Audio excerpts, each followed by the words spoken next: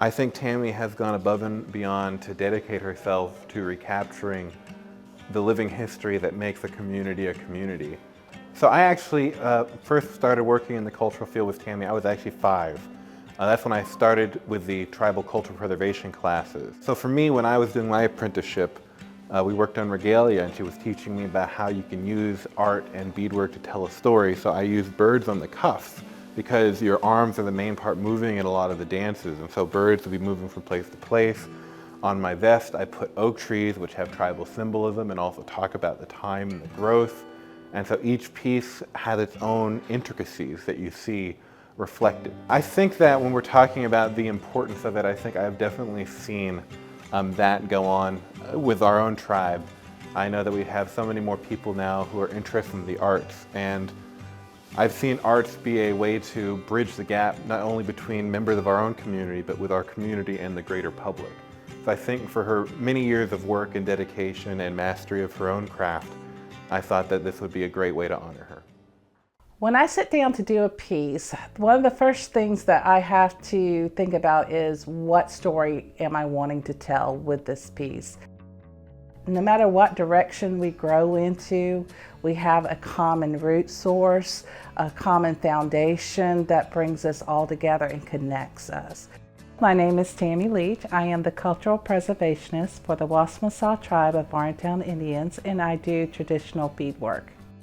It is my job to go out into the community and educate people on what some of our traditions are.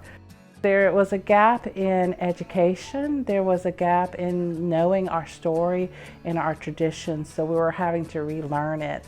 And it was very important because you had a whole generation of people who did not understand what some of their traditions were. The apprenticeship with Dr. Goins was an apprenticeship that will always stay with me. They took us into their home, they told us stories, they showed traditional beadwork, they treated us like we were community and that we were one family. As we go through life, we all go through different seasons, we have different journeys, different experiences. What I'm feeling when I was 15 is not what I'm feeling when I'm 35. A lot of times I see that I do a lot of floral and a lot of vines in my work. It conveys the story of a lot of community, a lot of family. Another thing that's very important to me that I usually try to incorporate is my belief in God.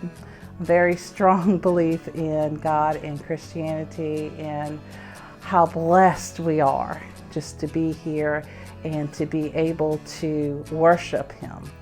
Native American people are usually very spiritual people, so it's usually a common theme that you will see in a lot of our pieces.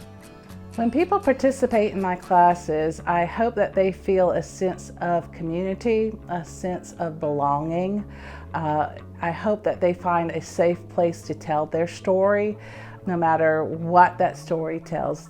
I hope that future generations will see the work that is done and be inspired.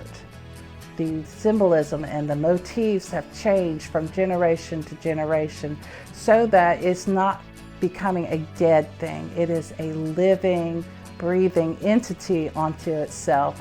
This is something that no one thought we would do and say they did it, so why can't we?